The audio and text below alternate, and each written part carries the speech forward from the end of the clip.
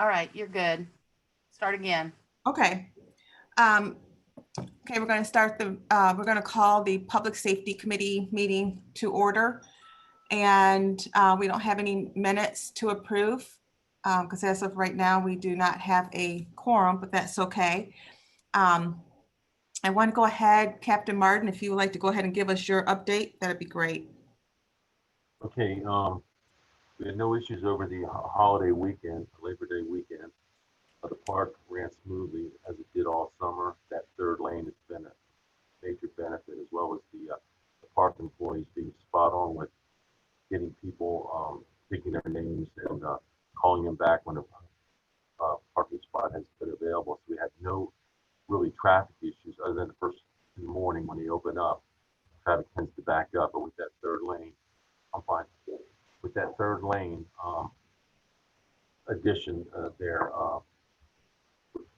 we turn traffic around, of course, when the park's closed. Once it's open, people have expectations to use the road, but they're getting cars in and out. So there's no issue there. That's been a tremendous help at the county park this summer. We have an issue at, hopefully we can get it alleviated with trespassing with a subject by the name of Mr. Jennings Limehouse at Freshfields. He has a mental issue, psychological issue. He's now been placed on, I think, 5 different businesses with trespassing, but Freshfields management wanted them to be placed on trespass for the entire property. So Charles County Sheriff's Office has worked with legal representation that Freshfield management hired. We think we came up with a solution. Problem is that there's numerous addresses on that property. It's not just one address. And so if an individual goes on there, and there's 10 businesses per se, and he's trespassing, and he has an incident at one particular business, they place him on trespass. The property management wanted to trespass the whole property. I understand that because of the common areas, but because there's multiple addresses, you can't enforce it like that. He has a right or expectation to go to another place and conduct business, say at a bank. He has the right to get on the property and use that bank. So I spoke with their legal representation, and they concur with me on that. So they wrote up an order, and they served it to him this past Sunday. As soon as I get verification with an affidavit that's been served, my guys are going to start enforcing that he can come on the property only to conduct business, but not to lounge around or order in the area. It goes to the where he's conducting his business. If he hasn't been placed on trespass for that particular business, and then once he leaves, he has to go straight off the property. If he orders in the area or whatever, he's considered trespass. You understand what I'm trying to say? Yeah, and I'm sorry, Captain, for some reason, your microphone or something is not, it's really acting like echoey-ish. And so I think everyone's having a little bit hard time hearing you. But I understood what you were saying is that Limehouse, I did see the report that Mr. Limehouse has been placed on, some businesses have placed him on a no trespass list. Is that what you're saying? And then I think what Freshfield's legal team is looking at is to see if they can basically, is it restrict him to doing certain services or businesses on Freshfields within a certain parameter because of some of the issues that a number of businesses are having with him, just kind of not really looting, but just kind of hanging around and maybe pestering visitors or residents. And Mr. Limehouse, he said has multiple addresses. I think he like showed up earlier this year or last year, and he has been I don't think he's, and Julie, if you want to comment, I don't think he's been I mean, from my understanding, he hasn't obviously harmed or hurt anyone, but he's just more of a nuisance at times. Is that what you were saying, Captain? Well, he's a nuisance, but he says things, and the way he looks or expresses himself, it makes people uncomfortable, especially females, because he has a habit of gravitating towards females and saying or acting this particular way. He's not been aggressive or put his hand on anybody yet, per se. We hope that is going to be the case. We've gotten him help mental health when we figure he's off his medications. So we Mhm. call mobile crisis out there, and then they'll take him away for 3 or 4 days, and give him his medication, but then he gets off his medication. So we're trying to be compassionate in doing this, taking his condition in consideration. But we also, we have to enforce the law, protect other folks too. So I think with the legal team, Freshfield's legal team, and the sheriff's office, we've come up with a way we can probably do this to where everybody should be satisfied with the results, hopefully.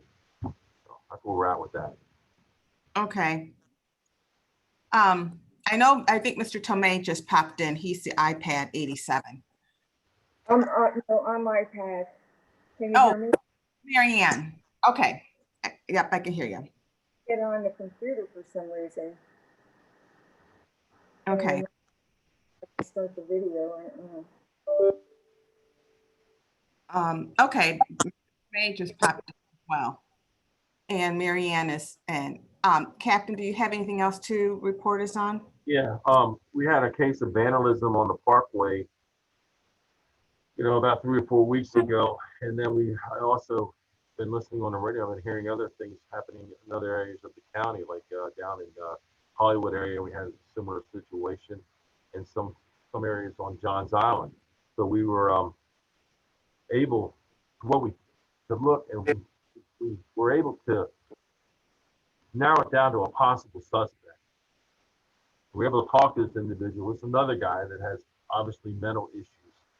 And we didn't have really enough to say he did it, but just our gut instinct that we did. We ended up talking to him. We got him medical help too.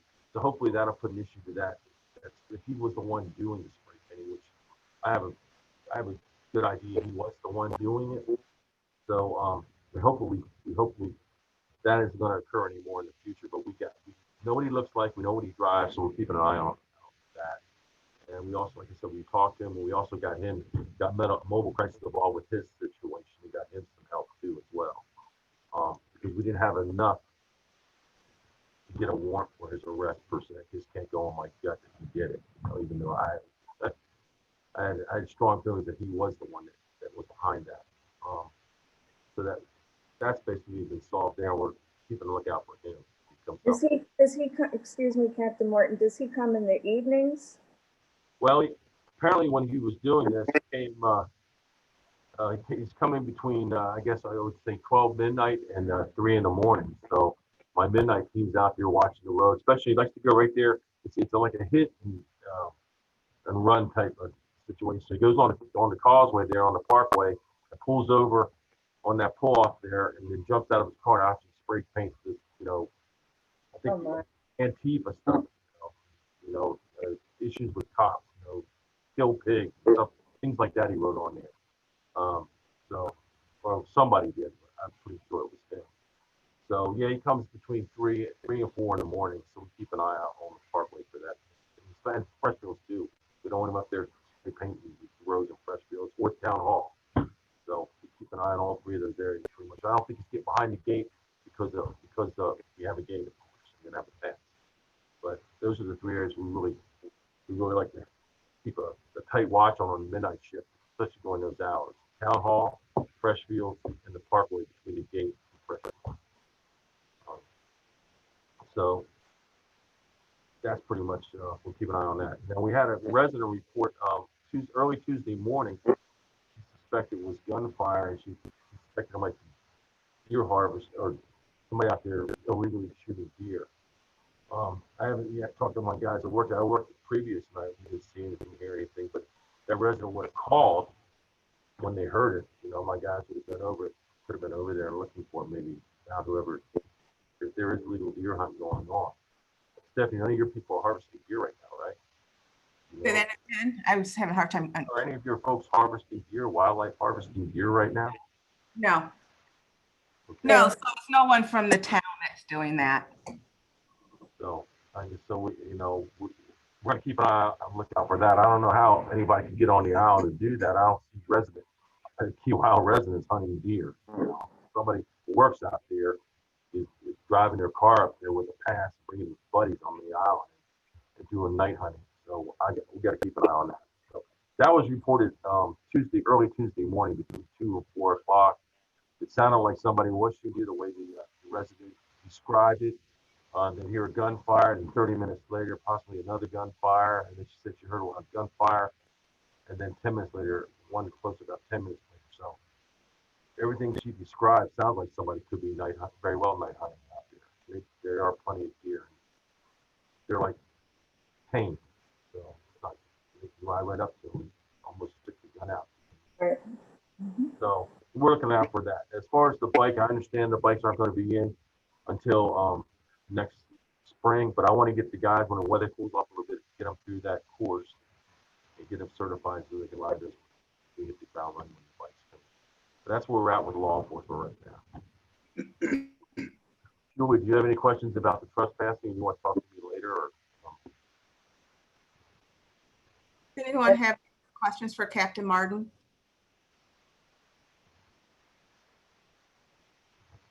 I do not. Okay. No, that's it. Thank you, Captain Martin. Thank you, Stephanie. You're welcome. We'll go on to St. John's Fire. There's no one here from St. John's Fire. Okay. And EMS.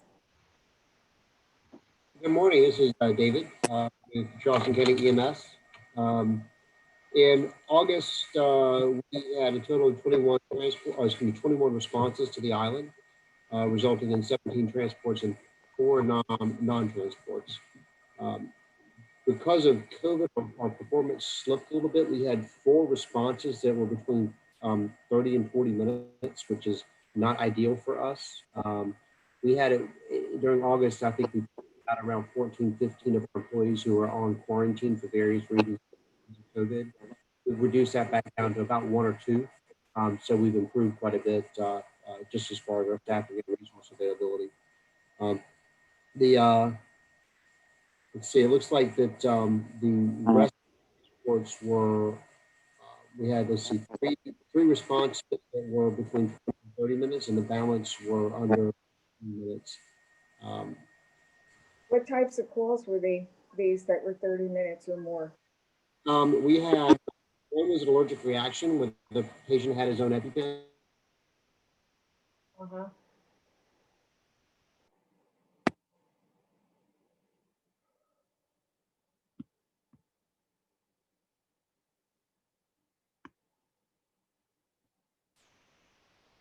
To the hospital.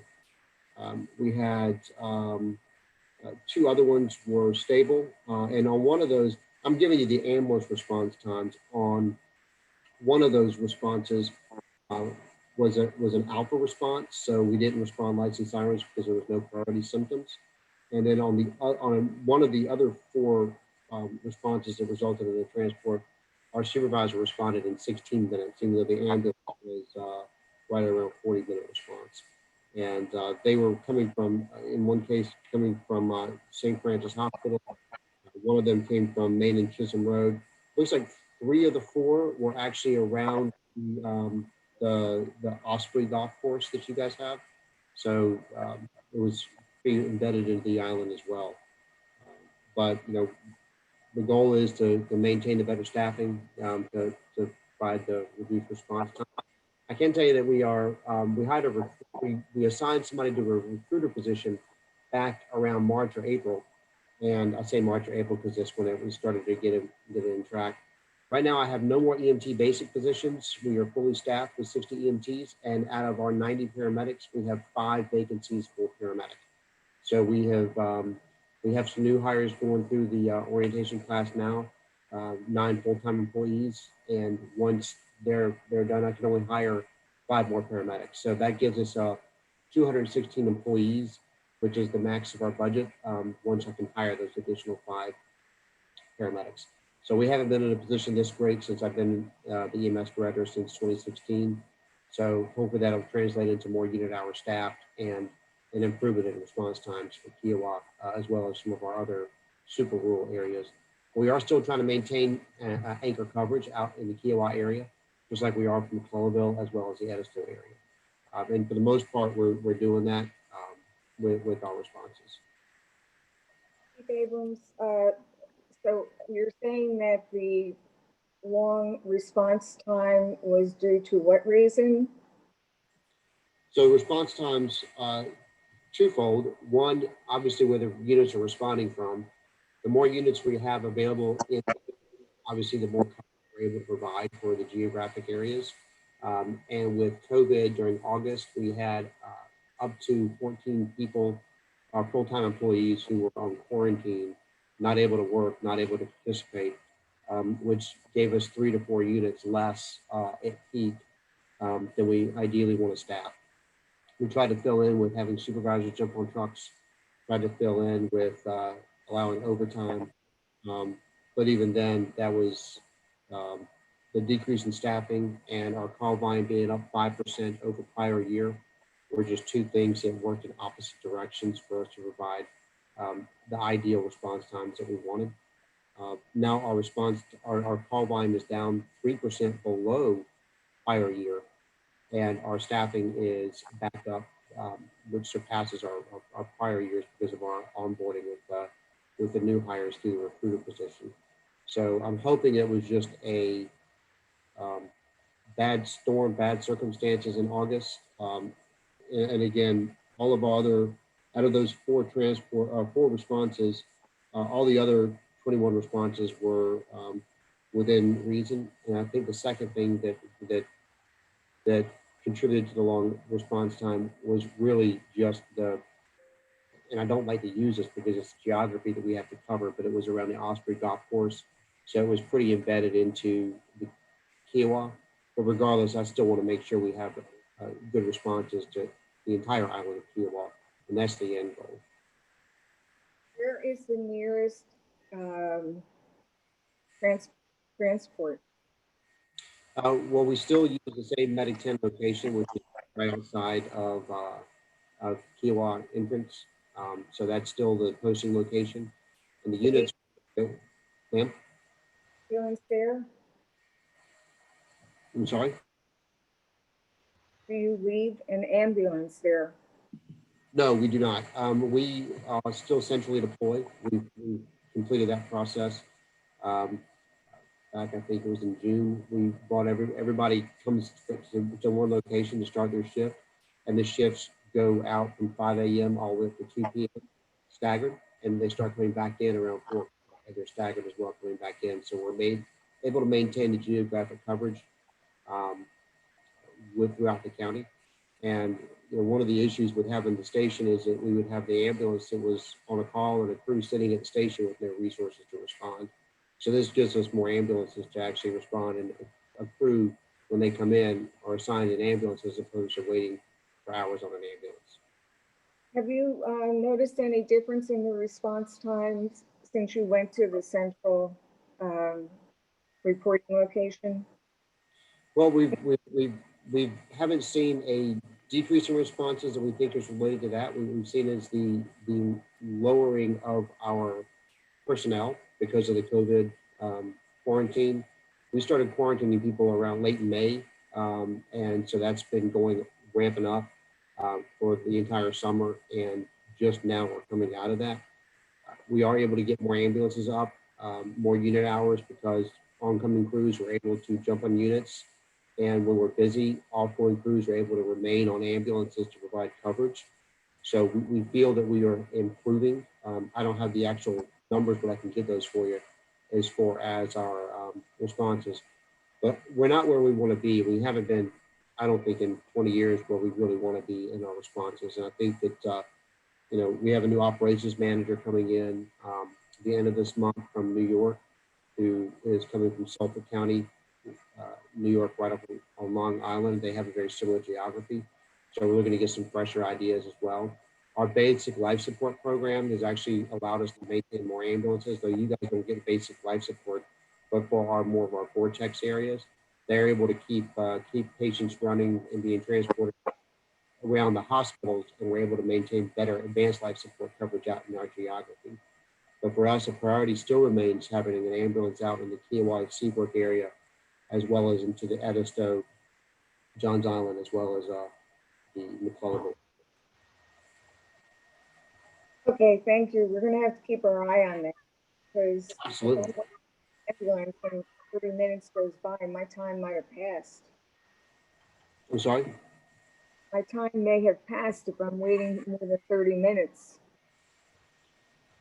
Yeah, and again, two of those were over 30 minutes for the primary ambulance. One was an upper level call and the other one, our Delta unit, responded in 16 minutes. Okay, thank you.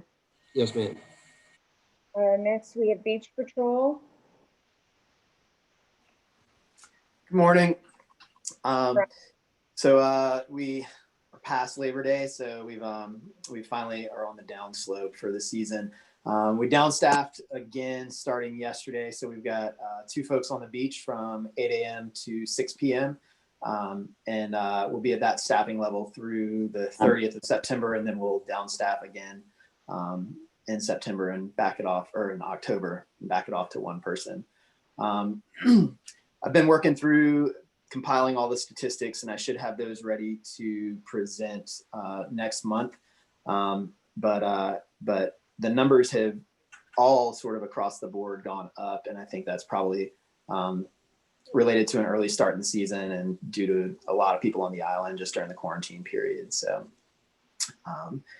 other than that, the only other thing as expected is jellyfish the last month and a half. And I think one of the things that we've been running into is the last several years we've sort of changed our treatment for jellyfish. Historically, it's always been vinegar has been the go-to for jellyfish stings, and we've learned over the years that there's no science to support that, and so we've actually stopped using the vinegar, and we're starting to just use cold to treat the sting. So fortunately, we don't have any box jellyfish here that are actually lethal to humans, and so other parts of the world, vinegar is actually the treatment for box jellyfish stings.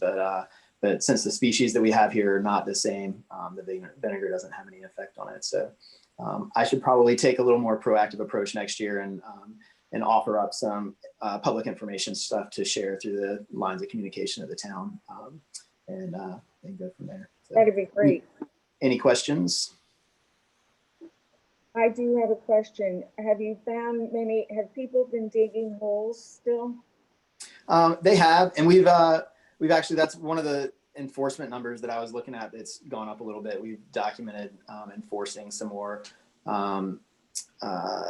hole violations and shovel violations. For the most part, it's just almost across the board for all of the enforcement stuff.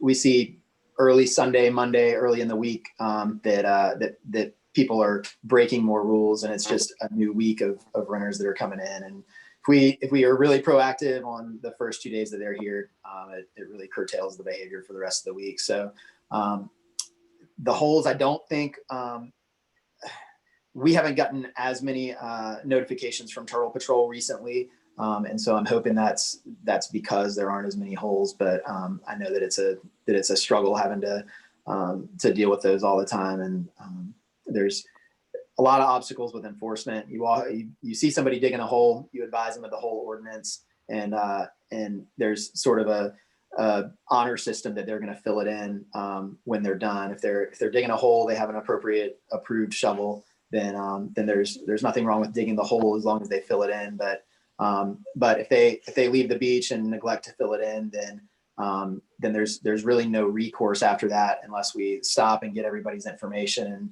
take a picture and say, hey, if you leave the beach and haven't filled in your hole, then we'll mail you a ticket or something. And I don't know that we're at the point where we want to take that approach yet or not, but I don't think it's been a growing problem. I think it's started to fall off just a little bit this summer. Hey, that sounds great. I look forward to getting your report, Rob.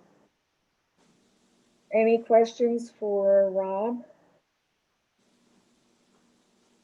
Okay, moving right along. Tony Elder, is Tony here? Kika? No Kika? He wasn't Sorry, I available. was muted. Tony's not here. Okay. And he doesn't have a representative here, Kelly, or, Nope, there's nobody from Kika here. okay. So that concludes our reports. And we don't have any old business. Under new business, do we have a question about shark protocol? Yes, Madam Chair, I wanted Rob to get, what I wanted to do was I wanted to start a discussion about the town putting together and adding to our protocol like we have with regards to alligators, but have one with regards to sharks.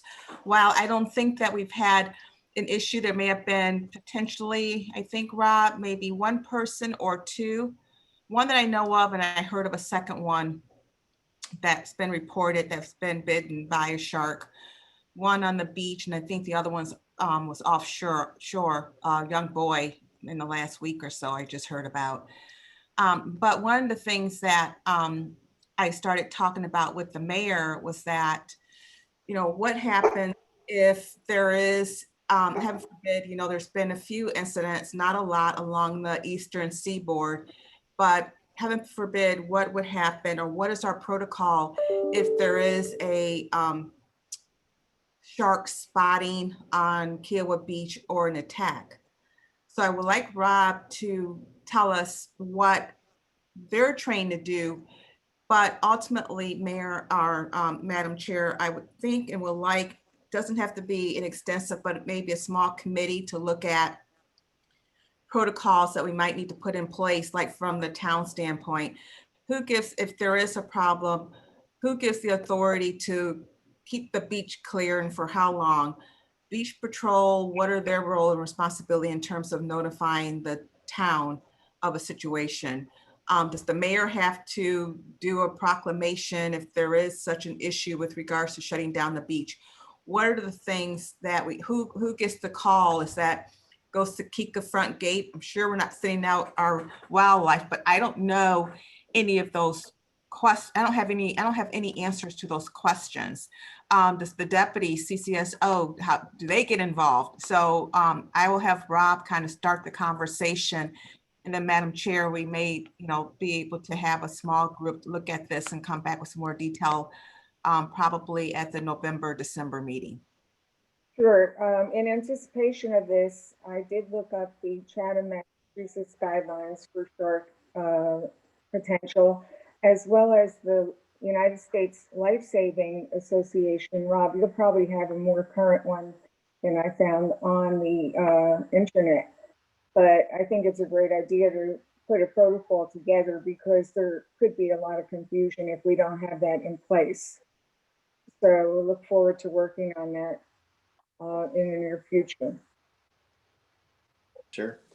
So, so when I started, the town actually did have the protocol was essentially a memo, and it's really changed very little over the years. We do get I wouldn't say frequent sightings. We get occasional sightings and reports of sharks on or near the surf. So our response is basically to go to the scene and determine if the report's credible. Sometimes people see stuff and it's anything from a pelican to a sea turtle to a dolphin in the water. So not every report that comes in is credible. If we determine that it was actually a shark, we do maintain a presence in the area. We evaluate the threat risk and we make a determination whether or not to clear the water in that area. Generally speaking, by the time we get there, if there has been a shark that's actually been seen, people do a good job of getting out of the water on their own, and very rarely do we have to get anybody out. We do have an ordinance that gives us a little bit of teeth behind that. There's a power to recall swimmers ordinance that we can enact if there's a threat to safety that we perceive. So we do have the authority to make that call just on a judgment on the spot. So lots of things play into the actual credibility of the risk and the threat. The size of the shark, the behavior of the shark, the type of shark, the number of people in the water, the time of year, if there's any fishing activity present or anything like that. So fortunately, there's probably 10 or 12 different species of sharks that are common to South Carolina, and we only see, it's really 2 or 3 that we see frequently, and they're all bottom feeders. So it's generally sand sharks, nurse sharks, and occasionally black tips. And of those 3 species, most of them aren't naturally aggressive towards humans. The state of South Carolina, I believe the International Shark Attack file has 39 incidents on file since the 1830s for the state of South Carolina, the entire coast. And in the country, I think South Carolina is 4th after Florida, Hawaii, and California for the number of shark bites per year. As far as notifications, usually it's something that we were able to handle right there on the beach, and there really isn't a huge incident. There were 3 times that I can remember, 3 incidents where there was a shark bite on Kiowa in I think it was 2013 or 2014. But the literature all differentiates a shark bite from a shark attack, because a lot of times there's errant bites from these bottom feeders where it's more of a curiosity thing. They bite and release. They realize it's not something they're interested in eating, and they swim away. And so there were 3 of those about 7 or 8 years ago, and none of them involved hospitalization. I think there were a few that were just stitches and stuff, but other than that, I'm not aware of any that are verified beyond those 3 that we had in that year. And that was the year that there were multiple shark events up and down the Atlantic seaboard for some reason. And I'm not sure what the correlation was. Okay, so I look forward to working with you on that. I know there's activity would take place, but I think it's important that we identify what we would do with a complaint, from a bather, and then a firm sighting and the differences. So I'm sure we can get something together for the end of the year. Also, being part of the United States Life Saving Association, we do have educational conferences periodically, and there have been 2 educational conferences that I've attended that have been specific to shark and shark behavior and shark responses and the involvement of lifeguards in that. And I've got some contacts. There's the International Shark Database is maintained by the University of Florida, and they have a large program down there. The Florida Museum of Natural History is part of it, and there are some really great resources down there. And I've reached out just over the years and bounced some questions off of some of the folks that we've heard speak in the past, and they've all expressed a very much a willingness to help any municipality make policies, but like they will tell you there's a lot of factors that come into play. So any blanket shark policy, even that USLA shark policy that you referenced earlier, it hasn't changed in decades. And so a lot of that is intentionally vague just because there's so many factors that go into determining whether there's a threat or not. Okay, thank you, Rob. Madam Chair, what I would like is that, if possible, again, if we can get maybe a small group of anyone interested in a public safety committee to work with us, really just to kind of look at and maybe dust off and maybe find this memo or create a policy. What we would like is, something very similar policy that we have with regards to the alligator policy. So if we do have an incident, and someone contacts the town and says, okay, what's your policy on this? We all know and have a piece of paper that we can say, this is the policy that we have, and we follow the protocol, and we're not caught kind of flat-footed and said, well, we don't know, kind of from the town's perspective, how much in our policy, how much authority have we given to beach patrol? And it may be in the ordinance, right, the power to recall, but what's in there, is it, do we need to do any modifications to it? And Rob, you would know, over the years from 2013, over the last 7 years, is there anything new that we need to add or update, since we're going through and update some of our ordinances or policies? I think this would be great to do. I think you can count on us getting it done. Great. That's all that I have on that. And we can circle back to see if there's city members on the committee that might be interested in participating in this. I would like to be able to start the discussion maybe next month on that, Definitely, Madam Chair. Pardon me? I said, we'll take care of it, getting the people for the committee. Right. One thing I just wanted to circle back, when you were trying to get on, we didn't have enough members. So if we can circle back to approve the August 12th minutes, that'll be great. We didn't have a chance to approve that because we didn't have a quorum at the time when we started. Okay. And we have a quorum now. Yes. Okay, so I'll accept a motion to approve the minutes from, let's see, were they from August? August 12th. Well, Also Okay. move. Bill Thomay. thank you, Bill. Is there a second? Second. Thank you. It's That was- moved and minutes are approved. Thank you. Okay, does anyone on the committee have any questions for any of the agencies? Or do you have any comments?